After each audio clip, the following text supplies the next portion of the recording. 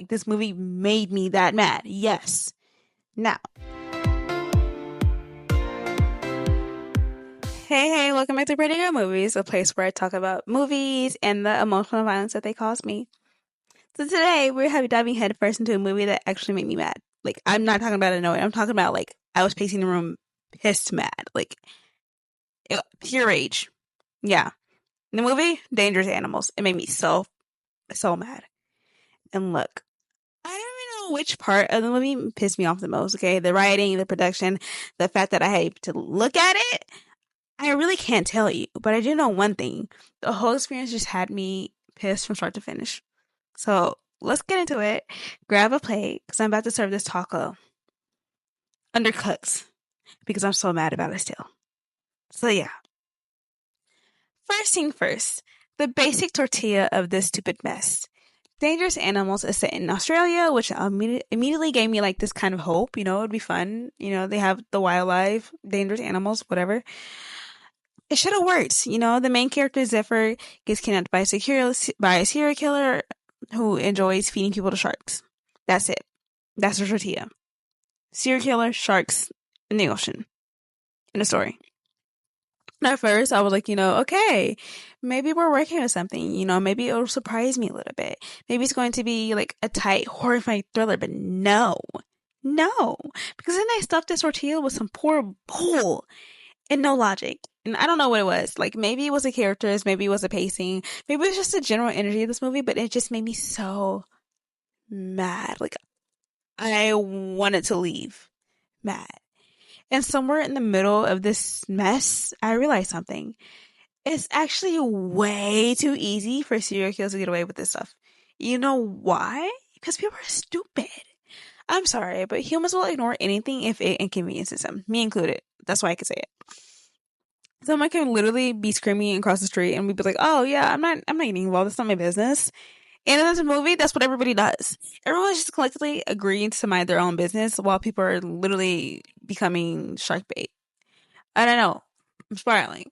But I did warn you. Like, this movie made me that mad. Yes. Now, instead of doing a normal breakdown, I'm going to go character by character because that's the only way I can actually process this whole thing without losing my mind. So, let's start with the Mr. Serial Killer himself, Tucker. This man was bit by a shark as a child, and instead of getting therapy, he decided to become the shark. He spends his adult life kidnapping people and feeding them to the same thing that like took a piece out of him. Like, okay, I guess that's your villain origin story. Fine, whatever. But explain to me why he's so good at it. He's not that smart, in my opinion. He's just big and creepy, and apparently, I guess that's all it takes. I mean, seriously, how are you guys falling for this? His boat doesn't even look that good. I'm not getting on that. You probably get tetanus. Like, he cracks one joke and suddenly you don't see the murder in his eyes. Like, be so serious. His eyes were empty the whole time. Blank. That man had the vibe of a taxidermy grizzly bear. And people were just vibing with it like it was like he was charming. Like, I'm sorry. I need you to be so serious. And sure, he's big. You're probably not going to win a fist fight with him. But that doesn't explain how no one managed to outsmart this stupid man. Once in the entire movie, it just doesn't. It made me so mad. And I'm sorry. Sorry, Try Courtney.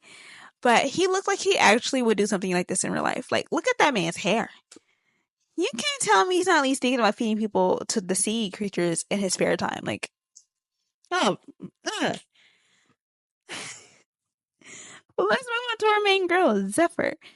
I really wanted to like her. I tried. I was rooting for her at first. But the writers went just way too hard on the strong, independent woman trope. And it just got to give her some goddamn common sense. Like, I don't know. She falls, I don't even know if she fell in love with him. She really liked this man she met like a day ago. Like, what? I'm all for romance and I believe in chemistry, but how did we go from you're cute to like, I don't want to be alone. I want to be with you anymore. Like, ma'am, be so serious. This is not the time. And then the worst part, she didn't double tap. If you've ever seen a horror movie in your life, if you even have the basic instincts of someone who watches Scream, when you finally get a hit in, you do not stop. You swing again and again. Like 2 to 3 times more. Like, I don't know. Like, you don't hit the candle once and then run off like it's over. Like, that's how you die. And she did it multiple times. You could have ended this man like 4 scenes ago. But no. You wanted to have a mercy. I don't know. Like, girl, this is your life. Be so serious with me right now. And then now on to Moses. Zephyr's love interest and the alleged hero in the story. Where do I start here? First of all, he's pretty. I'll give him that. The whole cast was pretty aesthetically pleasing. I'll give them that. But the man brought absolutely nothing to the table except for his eyes. He gave main character face, but he was side character energy the whole time. Like, his whole purpose was to be the guy, but even in that role, he's barely present. His rescue attempt made me so mad. Like, sir, move faster. Pay attention. We don't have time for this slow motion baby when a little psycho is around the corner. Like, are you so serious? And did he tell anyone where he was going before he tried to be the hero? No. Of course not. So when he disappears, no one thinks to look for him. Nobody's like, oh yeah, I haven't seen Moses in a few days. Maybe I should call him, call somebody. Oh my goodness. Yeah, no. And that's how you end up in a Netflix true crime special, because you don't tell people where you're going. Like, be so serious. These people are allergic to communication. It was like lone wolf syndrome, and it was contagious. Everybody had it. It was annoying. And then finally, let's talk about the thing that pushed me over the edge. The ending.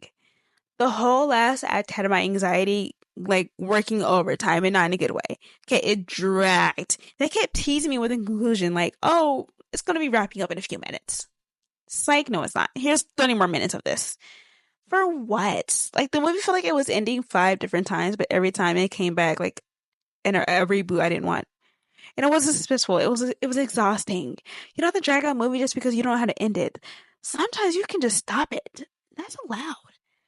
Like, and honestly, this whole movie could have been an episode of a TV show. Like, not even a long episode, like a 30-minute episode at that, maybe even less. The fact that it was a full-length feature felt like a scam. I want compensation. I was so annoyed. But, hey, I'll say this. If nothing else, it reminded me of how quickly I will turn on a movie when I don't like the pacing. I didn't expect a masterpiece when I went and watched it, so don't get on me. But I also didn't expect to leave the movie feeling like I just got kidnapped for 2 hours in my life. So, would I recommend Dangerous Animals? Maybe, maybe not. I'll like this kind of like background noise to me, something I'll like be folding laundry and then like I'll maybe scream, "Girl, hit him again!" like every 10 minutes or so, like whatever, sure. But like, I'm not telling anyone I love to watch this. No, I actually love them. I wouldn't do that. But anyways, thanks for letting me rant and spiral about this. So yeah, you've been watching Pretty Girl Movies where I take the L's, so you don't have to.